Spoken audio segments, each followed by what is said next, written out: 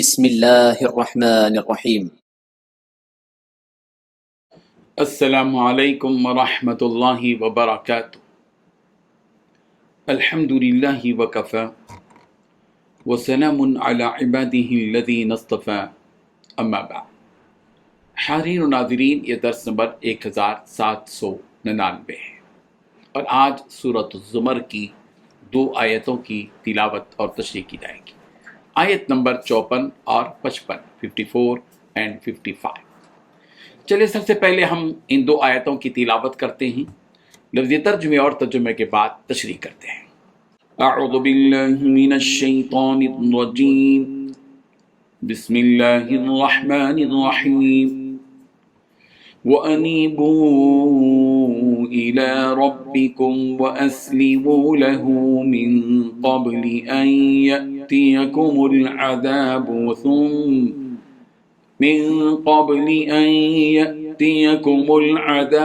ثُمَّ لَا تُنصَرُونَ وَاتَّبِعُوا أَحْسَنَ مَا أُنزِلَ إِلَيْكُم مِّن رَّبِّكُم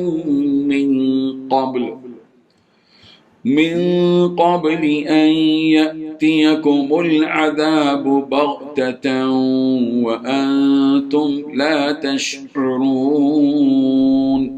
صدق اللہ العظیم۔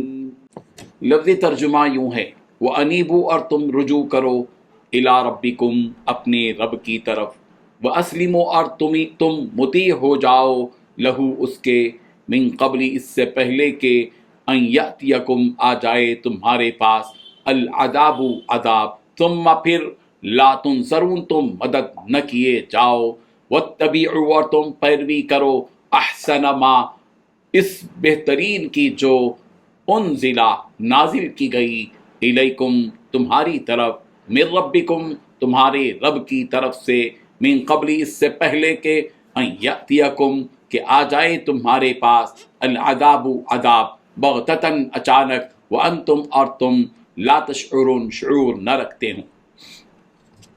ترجمہ یوں ہے، اور تم اپنے پروردگار سے لو لگاؤ اور اس کے فرما بردار بن جاؤ، قبل اس کے کہ تمہارے پاس عذاب آ پہنچے، پھر تمہاری مدد نہیں کی جائے گی، اور تمہارے پروردگار کی طرف سے تمہارے پاس جو بہترین باتیں نازل کی گئی ہیں ان کی پیروی کرو، قبل اس کے کہ تم پر اچانک عذاب آ جائے اور تمہیں پتہ بھی نہ چلے۔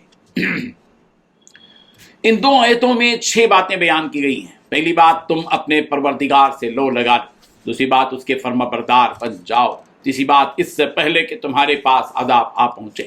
چوتھی بات، پھر تمہاری مدد نہیں کی جائے گی۔ پانچویں بات، تمہارے پروردگار کی طرف سے تمہارے پاس جو بہترین باتیں نازل کی گئی ہیں اس کی پیروی کرو۔ چھٹویں بات، اس سے قبل کہ تم پر اچانک عذاب آ جائے اور تمہیں پتہ بھی نہ چلے۔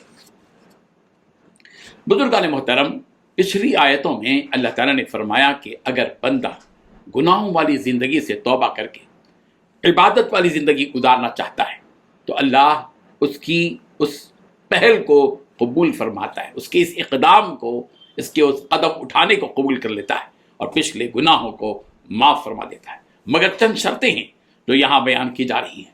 سب سے پہلی شرط یہ ہے کہ اگر تم توبہ کرنا چاہو تو اس وقت سے پہلے توبہ کر لو کہ جس وقت اللہ کا عذاب آنے والا ہے، یعنی قیامت کا وقت یا موت۔ اس سے پہلے اللہ کی طرف دوڑو اور اپنے گناہوں کی معافی چاہو، اللہ تعالیٰ معاف کر دے گا۔ لیکن اگر وہ عذاب کا وقت آ جائے اور تم اس وقت اللہ سے معافی مانگنا چاہو تو اللہ تعالیٰ اس وقت تمہاری توبہ قبول نہیں کرے گا، جیسا کہ فرعون نے کیا تھا کہ جب اس نے دیکھا کہ عذاب نے اسے گھیر لیا ہے تو کہنے لگا میں ایمان لاتا ہوں اس پر جس کے علاوہ کوئی معبود نہیں، کہ جس پر بنو اسرائیل نے ایمان لایا ہے۔ الغرض جس قدر جلدی ہو سکے اس قدر جلد ہمیں اپنے گناہوں سے توبہ کرنا چاہیے، اس لیے کہ ہمیں نہیں معلوم کہ ہمارا آخری وقت کب آنے والا ہے۔ اگر ہم اسی امید میں رہیں کہ ابھی تو وقت بہت ہے، بعد میں توبہ کر لیں گے، تو یقیناً اس میں خسارہ ہے کہ موت کا وقت آ جائے اور ہم اسی امید میں رہے اور ہمیں توبہ کرنے کی مہلت بھی نہ ملے۔ سورہ آل عمران کی آیت نمبر 133 133 میں اللہ تعالیٰ نے فرمایا، وَسَارِعُوا إِلَىٰ مَغْفِرَةٍ مِّن رَّبِّكُمْ، اللہ کی مغفرت کی جانب دوڑو۔ ابن ماجہ کی روایت ہے، جابر بن عبداللہ رضی اللہ عنہ نے فرمایا کہ اللہ کے نبی صلی اللہ علیہ وسلم نے ہمیں خطبہ دیا اور فرمایا کہ لوگوں اللہ سے توبہ کر لو اس سے پہلے کہ تمہیں موت آ جائے۔ اور دوسری شرط یہاں یہ بیان کی گئی کہ اسلام لانے کے بعد یا گناہوں سے توبہ کرنے کے بعد پھر سے وہی گناہوں والی زندگی ہمیں گزارنے نہیں رہنا چاہیے ہمیں، بلکہ جس زندگی سے ہم نے توبہ کی ہے اس زندگی کو چھوڑ کر اس زندگی کو اپنانا ہے جس زندگی کو گزارنے کا اللہ تعالیٰ نے ہمیں حکم دیا ہے۔ اس زندگی کا کس طرح پتہ لگائیں؟ جس زندگی گزارنے کا اللہ تعالیٰ نے ہمیں حکم دیا تو اس کے لیے ہمیں بہترین کلام یعنی قرآن مجید، ظاہر بات ہے کہ قرآن مجید ایک ایسی کتاب ہے جو یقیناً یہ رب ذوالجلال کی آفاقی کتاب ہے، وہ بتاتی ہے اور کہ ہمیں کیسے زندگی گزارنا ہے، اور وہ ہم سے اس زندگی کا مطالبہ کرتی ہے جس زندگی سے پروردگار راضی اور خوش ہو جائے اور ہماری مغفرت ہو جائے۔ ہمیں پتہ چل جائے گا کہ کیا حلال ہے جب ہم اس کتاب کو دیکھیں گے، اور کیا حرام ہے جب اس کتاب کا مطالعہ کریں گے، کیا ثواب ہے اور کیا گناہ ہے اس کتاب کو سمجھنے پر موقوف ہے، کیا اچھا ہے اور کیا برا ہے معلوم ہوگا جب ہم اس کتاب کو کھولیں گے، پڑھیں گے، سمجھیں گے۔ تو جو چیزیں گناہ کی ہوں اور برائی کی ہوں ہمیں انہیں چھوڑنے کی فکر کرنا چاہیے، اور جو چیزیں ثواب کی ہوں، اچھی ہوں، حلال ہوں، ہمیں انہیں اپنانے کی کوشش کرنی چاہیے۔